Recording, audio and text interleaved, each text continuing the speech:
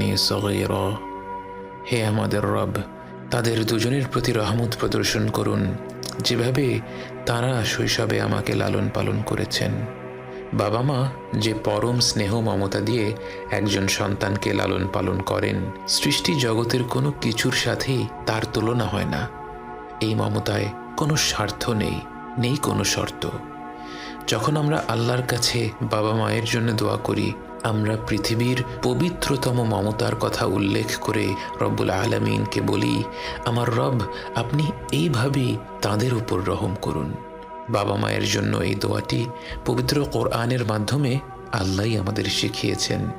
অথচ আমরা যদি শুধু বলতাম রব্বির হামহুমা, এটাও একটা সম্পূর্ণ দোয়া।